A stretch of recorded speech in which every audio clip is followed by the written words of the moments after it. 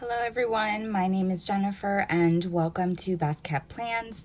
Today I'm going to be sharing with you all the budget with me for the paycheck that I'm going to be receiving on June 10th, 2021.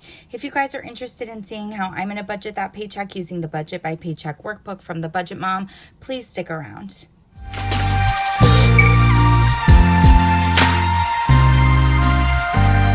I thought I'd start out this budget with me by showing you all the monthly layout in my Budget by Paycheck Workbook.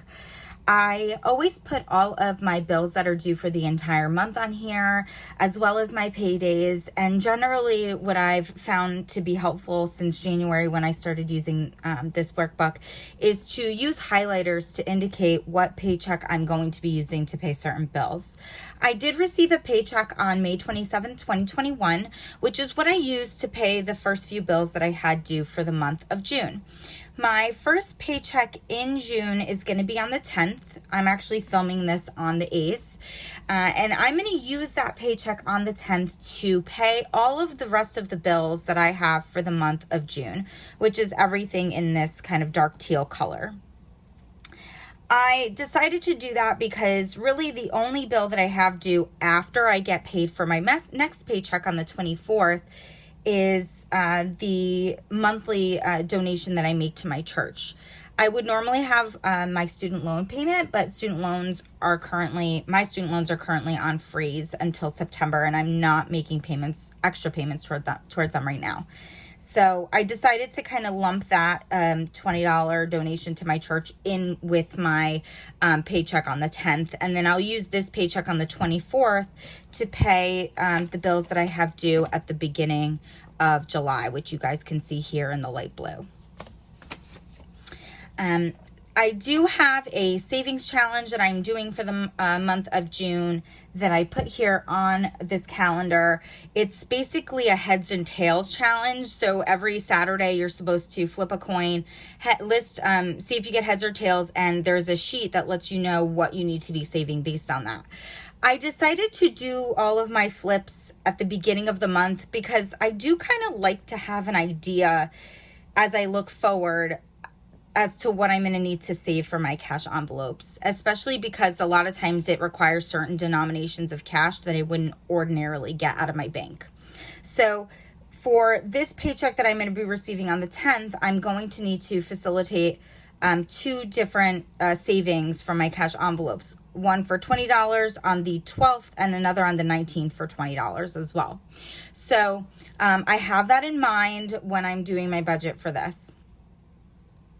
I'm going to flip this over and show you guys my paycheck bill tracker for the paycheck I'm going to be receiving on June 10th, 2021. I am going to try to zoom in on this. Bear with me. I'm sorry if it gets a little shaky.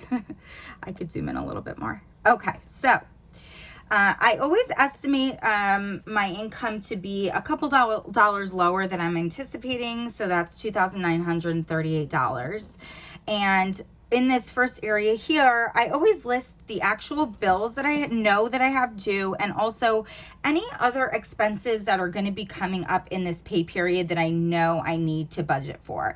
So things like AAC, which is my laser hair removal that I get. I have an appointment coming up during this pay period, and so I know that's going to cost me $85, as well as Father's Day. For 2021, I didn't have like a holidays envelope. And so I need to be able to like cash flow Father's Day. So I'm putting that in here and I'm planning on spending $50. I did have an unexpected expense pop up during my last pay period, or the pay period I'm currently in. And I put it on my Discover card. I could have used my buffer in my checking account, but I'm not going to lie to you. I've done a ton of overspending during this current pay period. And so though my buffer was $500 in my checking account when I got paid on May 27th, it is now well below that. Because of some extra spending that I did. And so because it's well below that, it really wouldn't have covered this $411 that I need. So I decided to put it on a credit card. And whenever I do that, I always plan on paying it the next time I get paid. Like I just pay it off. I don't have any revolving balances on any credit cards. So I'm going to have to pay this $411. If I add up all of the regular bills I have, again, Netflix, Optimum, Verizon, my Fed loan, although I put it in here and I do factor it out like budgeting wise, I know I'm actually not going to end up paying it. My church, Discovery Plus, and then the rest of the things I talked about, it does add up to $1,591. If I subtract $1,591 from the $2,938 I'm estimating my income to be, it is going to leave me with $1,347 to work with. And that's where I come down to this envelopes area or variable expense area where I list all of the variable expenses that I have. For me, that's always groceries for $200, eating out for $50, gas for $50, and miscellaneous for $200. Those all add up to be $500. And this is what the eating out, gas, and miscellaneous are what I take out of my checking account and put into my cash envelopes for spending. If I subtract my variable expenses from the $1,347 I had left after paying my bills, that does leave me with $847. If I come up to where my sinking funds are, I had talked a lot over the last few videos about the fact that I decided to fully fund the majority of my sinking funds for the year 2021. And if you saw my last cash envelope stuffing, which I can link up here in the corner, I did do that. So this Christmas subscription, medical, they're all already fully funded, which is why I X'd them out of this budget. The only cash envelope that I didn't fully fund is my car maintenance cash envelope, because I consider that to be a rolling sinking fund, something I'm always going to put money towards. Up until this point, I have been putting in $25 a pay period. I have decided moving forward, I'm actually going to put in $50 a pay period. And the reason why is my car is getting older. My vehicle is almost 7 years old. I have a Honda. It's a really great car. I've had to do nothing but regular maintenance to my vehicle, but I want to make sure I have a substantial sinking fund for car maintenance just in case. And I always have in the back of my mind that if I don't end up using that car maintenance sinking fund by the time I want to purchase a new vehicle, I can use whatever money's in there towards a down payment on a new vehicle. The other thing that I have here in my sinking funds, which actually I really had to think about and figure out after my last cash envelope stuffing, is Disney. So I am going on vacation to Disney in the month of July, and I'm going to be away for 2 weeks. Anyone who knows or has been to Disney World realizes it's very expensive. And I had kind of paid for everything up front and then got reimbursed from my family and friends that I'm going with. And I thought I was going to have a lot more money than I actually ended up having after I, reimbursed myself for the cost of paying for everybody's part of the trip. And so because of that, I've now realized that in the month of June, the 2 paychecks that I receive in June, before I leave on my vacation in the beginning of July, I need to pull out money for spending. Now, I'm hoping that I'm going to pull out more than I actually spend, and that whatever I'm left with, I can put towards my number one savings goal, my house savings goal. But I'd rather be safe than sorry when it comes to vacation spending. Food alone is really expensive in Disney. So I need to make sure I at least have enough money for that. I don't buy a ton of souvenirs when I'm there. I go to Disney very regularly. And so it's really only occasionally that I'll actually purchase something as like a souvenir or a gift to myself. So I am going to be pulling out $250 from this paycheck and putting it into my Disney sinking fund for spending while I'm on vacation.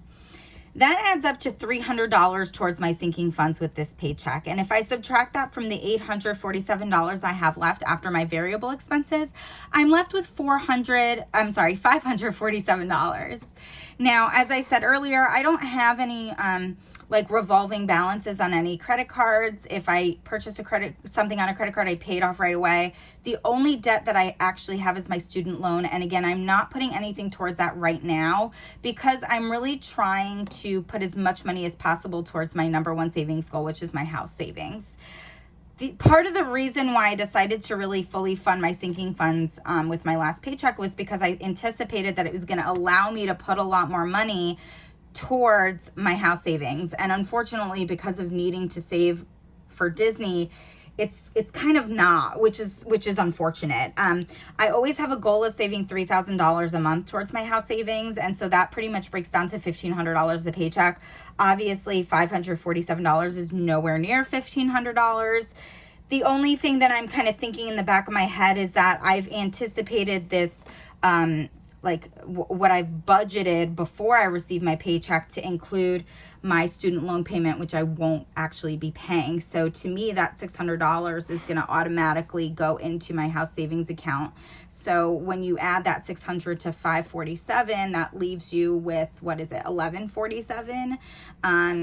So that's a lot closer, obviously, to my $1,500 goal, but I'm not going to be able to get there this pay period, unfortunately, because that would mean that I'd really have to barely spend anything out of my variable expenses. And while I can try and be really good with my miscellaneous spending and my eating out, there's only so much I can do about groceries and gas, right? So we'll see what this ends up being. But in the back of my head, I know I'm going to at least be able to hit around $1,100, which is, better than 547. If I slide you over, I'm actually going to fold this back. If I slide you over to the next page, we have our cash envelope breakdown. And this is where I basically decide what denominations I need to take out when I go to the bank so that I can put money into my cash envelopes. Now, I do have my groceries listed here, but as you can see, there's no actual denominations. And that's because since the pandemic started, I've actually been ordering my groceries online and just picking them up. And so I need to leave this money, this $200, in the bank. I actually have a separate checking account that I have my variable expenses in, or that I would put variable expense money into. And so every day on payday, so on 6/10/2021, I'll actually transfer over $200 from my main checking account to that variable expense checking account. And that's the account that I will use to pay for my groceries during the pay period. For eating out, I usually do 2 20s and a 10 just in case I want to run a Dunkin' for a coffee. It's a little harder to break a $50 bill there. For gas, it doesn't really matter what I take out. I tend to only get gas once a pay period anyways, but I had listed it here as 2 20s and a 10, so that's what I'll stick with. Usually for my miscellaneous spending, which is $200, I'll take out $200 bills or $100 bill and 2 50s. But because I know that I'm going to need $20 bills for the cash envelope savings challenges that I'm doing for the month of June, I've changed up my denomination. So I have 100, a 50, 2 20s, and a 10. And again, if we go back to my, let's see if I can flip this over and go back to my monthly, you'll see here with this pay period on the 10th, or the paycheck on the 10th, I'm going to need to save $20 on the 12th and $20 on the 19th.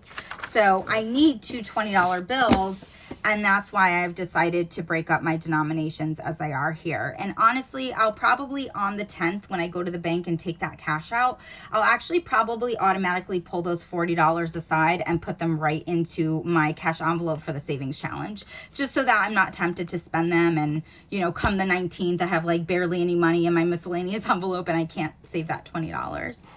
I did again cross out the cash envelopes, the sinking funds that I've already fully funded. But I do have indicated here that I'm going to pull out a $50 bill for my car maintenance fund. And then I'm going to pull out $200 bills and a $50 bill for my Disney sinking fund.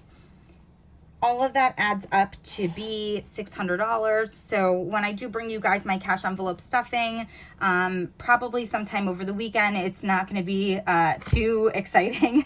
My last cash envelope stuffing was over $2,000, which was insane.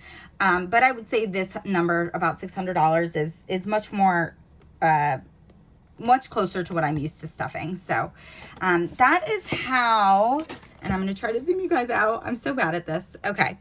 That is how I have budgeted the paycheck that I'm going to be receiving, while shaking all over the place, on June 10th, 2021.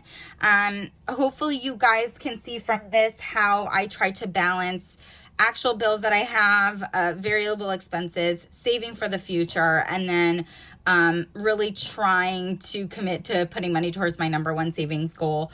I will be back later on this week or probably over the weekend to do a cash envelope stuffing for this paycheck.